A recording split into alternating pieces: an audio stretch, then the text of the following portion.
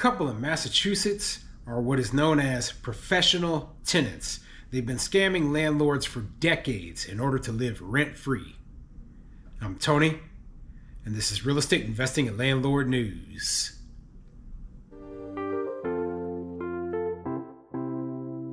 Alright, so I have an interesting article for you today, and it's going over the story of this couple up in Massachusetts who are professional tenants.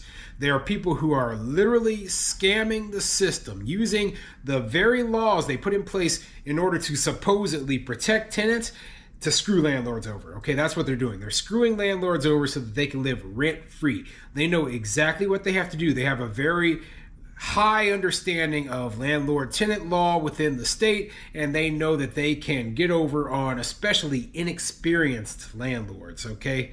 And I want to highlight this story because these people, they exist in every state.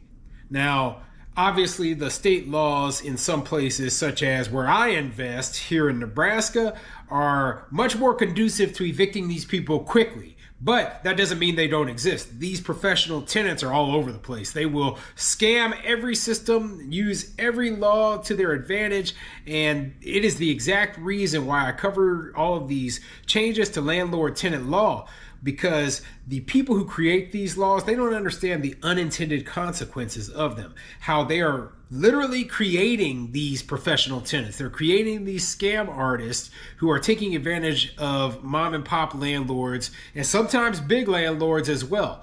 So it really is a big problem. I don't like to see a lot of laws put into place that don't really accomplish anything other than hurting the landlords who are providing the housing, because you know what that means in the long run? It means that those landlords, they're going to get out of the business. They're going to say, hey, I had to deal with this nightmare of a professional tenant due to the stupid laws in this place. I'm getting out of the business, and now there's going to be less affordable housing for those people who need it. There's going to be less landlords out there just willing to even invest in your state. And you know what? It's bad. It's very, very negative. So I'm bringing this story up. I hope that somebody watches it and understands why so many landlord-tenant laws are stupid.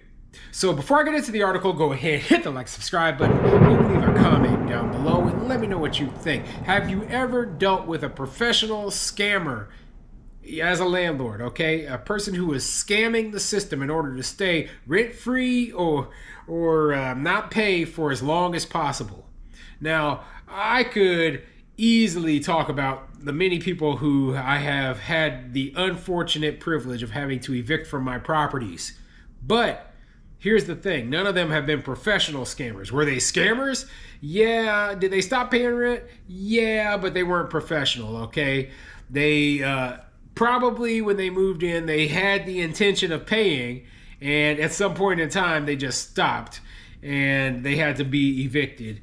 But I would never call them professional scammers by any means. Anyway, I'm just curious if any other landlords have had to deal with this sort of situation before. So let's get into the article and see what it says. This article is coming from NBCBoston.com, and it says, professional tenants. Couple scams landlords living rent-free in Worcester County for decades. Let's get into it. We all know how hard it can be to find an affordable place to live in Massachusetts. But what if someone just decides not to pay rent? Once the landlord pursues an eviction, the tenants delay the legal process as long as possible with last-second motions and other tactics.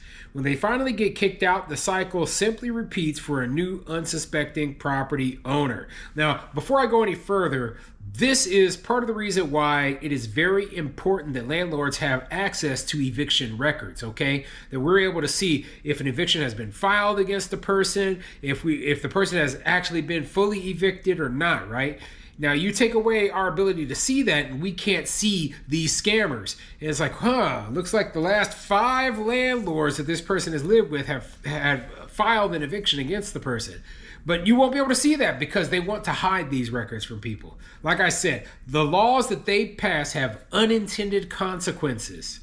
Okay, the second thing I want to mention is that they are delaying the legal process as long as possible. And in a lot of states, you know what they do? They literally pay lawyers to protect these people. They will give these people free lawyers, scam artists, so that the lawyer, could drag the process out. Talk about stupid. You're giving a scammer, a cheater, a fraudster, a lawyer for free to fight a landlord who barely is hanging on. Okay, give me a break. That is just, it's an injustice. It's an absolute injustice. This is part of the reason why I do not believe that free lawyers should be given to any tenant for any reason. Okay? Dumb. It is absolutely dumb. If you want to make this an even playing field, everyone has to pay for their own lawyers. The landlord shouldn't have to come up with thousands of dollars out of their pocket for a lawyer while the tenant gets to just suck off of the government money and get their free lawyer. Give me a break. Okay, we'll never be able to compete with the unlimited resources of the government fighting against us. Meet the people known as professional tenants. It is a term used in housing circles for those who have figured out how to game a system in Massachusetts, a state with a national reputation for being tenant-friendly. The reason they are called professional tenants is because they can earn a living by scamming landlords, said Doug Quatochi, Executive Director of Mass Landlords, a nonprofit advocacy organization. You can delay evictions for a very long time if you intend to abuse the system. He's absolutely right, but it's not limited to just Massachusetts. As I said before, these people exist in every state. Now, obviously, we can get those people out of our units, depending on the state, a lot easier. But if you're in a place like Massachusetts, if you're in a place like New York, if you're in a place like California, if you're in a place like Washington State, it could be months, if not years, before you get these people up out of your property. Okay? A very, very long time. Lose tens of thousands of dollars. Put yourself in financial ruin, especially if you're a small mom and pop. Face foreclosure, bankruptcy, etc. All because the government is on the side of the tenant and doesn't even understand that fraudsters exist. Wow, it shouldn't surprise you that big government with all their laws and rules and regulations actually ends up hurting more people than it helps. An NBC 10 investigation uncovered a husband and wife who might be the poster children for how to pull off the rent-free scheme with no serious consequences other than the inconvenience of frequently updating their mailing address. Across Worcester County, small landlords have regretted renting their properties to a couple named Russell and Linda Callahan. People told us the Callahans made a positive first impression, seemed like an all-American couple, and showed up with a stack of paperwork to bolster their rental application.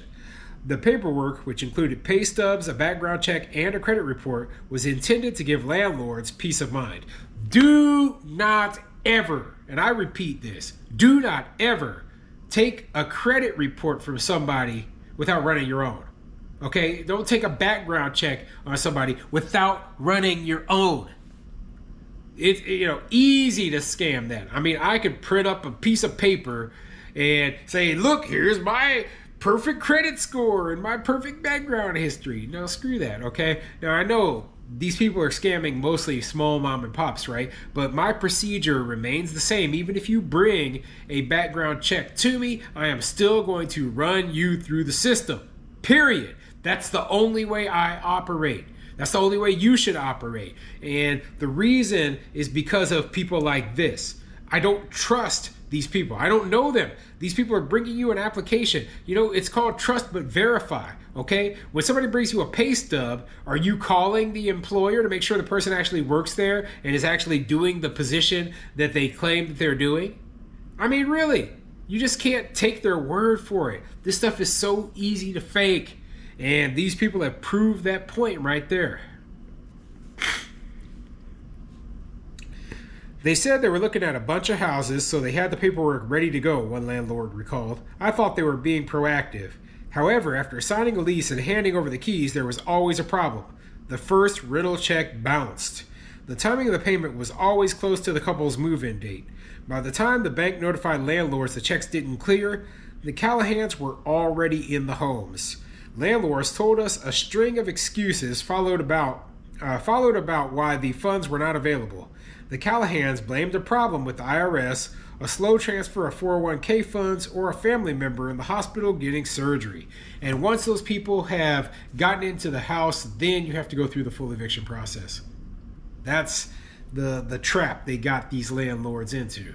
And, you know, I would say that the majority of the people who are falling for this are small mom and pop landlords who don't act in a 100% professional manner. Okay, they don't have systems in place to catch scammers like this.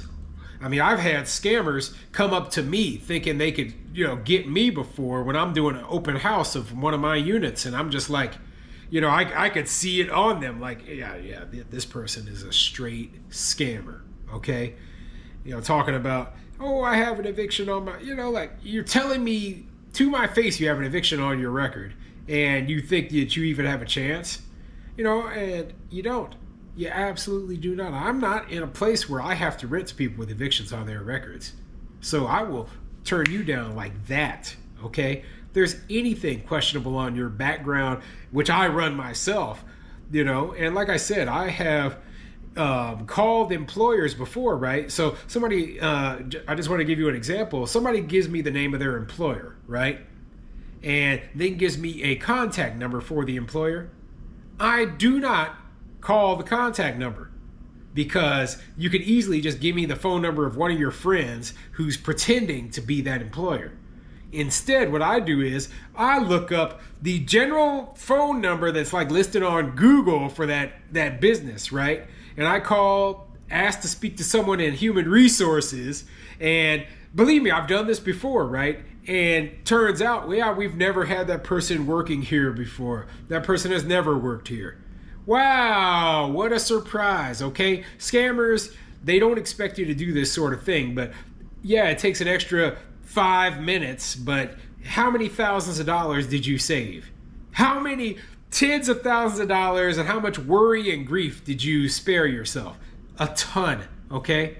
So anyway, I'll put a link to this article in the description down below. This couple, you know, they are the description of what a professional tenant is. But like I said, don't expect these people only to exist in a state like Massachusetts that's very tenant friendly. They exist everywhere, and they will try to take your money.